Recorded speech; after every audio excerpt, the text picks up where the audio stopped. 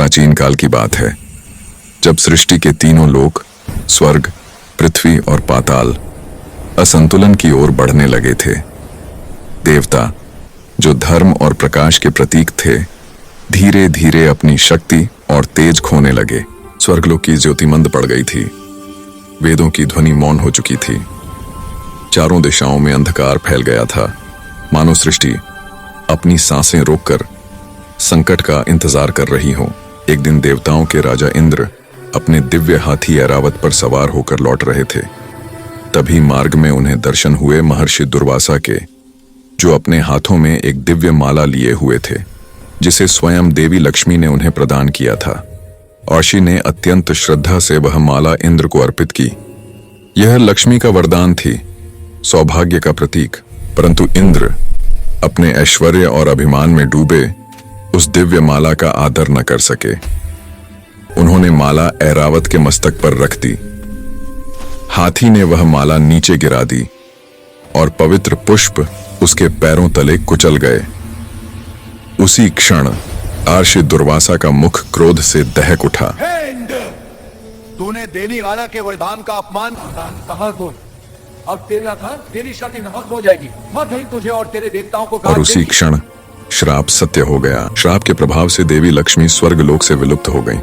स्वर्ण ज्योति में लिपटी वह देवी क्षीर सागर की गहराइयों में विलीन हो गईं। उनके जाने से देवताओं का तेज मुरझा गया और स्वर्ग का वैभव मिट गया।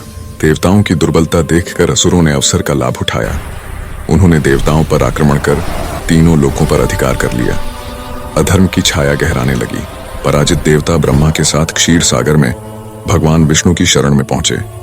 उन्होंने कहा, प्रभु। भगवान विष्णु बोले, हे देवताओं, देवी लक्ष्मी क्षीर सागर में छिपी हैं। केवल समुद्र मंथन से ही उन्हें और अमृत को पुनः प्राप्त किया जा सकता है। अब आवश्यकता थी एक पर्वत की, जो मंथन की मथनी बने।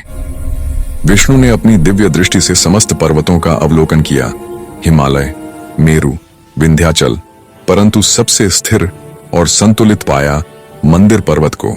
भगवान विष्णु स्वयं पृथ्वी पर उतरे और बोले, हे मंदिर, तुम स्थिरता और संतुलन के प्रतीक हो। आज से तुम बनोगे मंथन की धुरी, मंदराचल पर्वत। इसके बाद विष्णु वासुकी नाग के पास पहुंचे। उन्होंने कहा, हे नागराज, सृष्टि के हित के लिए तुम्हें रस्सी बनना होगा। वासुकी ने नम्रता से सहमति दी। देवता और असुर दोनों ओर खड़े हुए।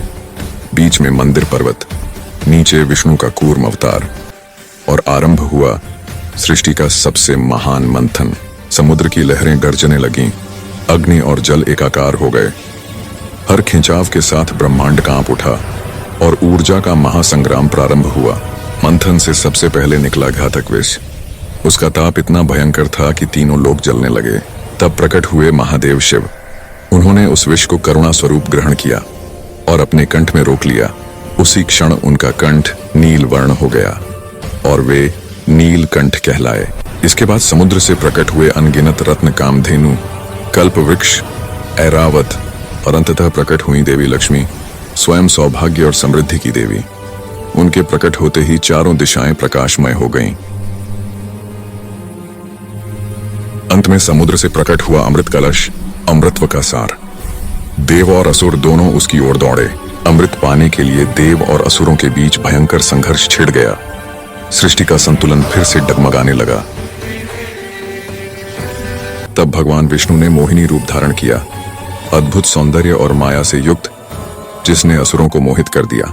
मोहिनी ने अमृत का वितरण किया और केवल देवताओं को उसका भाग्य मिला। देवताओं ने पुनः अपनी शक्ति और अमृतत्व प्राप्त किया। सृष्टि में फिर से संतुलन स्थापित हुआ। प्रकाश और अंधकार दोनों ने मिलकर ब्रह्मांड को नया जीवन दिया। आज भी बिहार के बांका जिले में स्थित मंदिर पर्वत उस दिव्य घटना का साक्षी है। उसकी चट्टानों पर वासुकी नाग के निशान आज भी विद्यमान हैं। नीचे स्थित पापहरणी सरोवर में कहा जाता है कि अमृत की कुछ बूंदें आज भी उस जल को पवित्र बनाए रखती हैं। मंदिर पर्वत, जहां विष्णु स्वयं उतरे थे, जहां अहंकार मिटा और संतुलन ने जन्म लिया, यही वह स्थल है जहां से अमृत, लक्ष्मी और सृष्टि तीनों का पुनर्जन्म हुआ।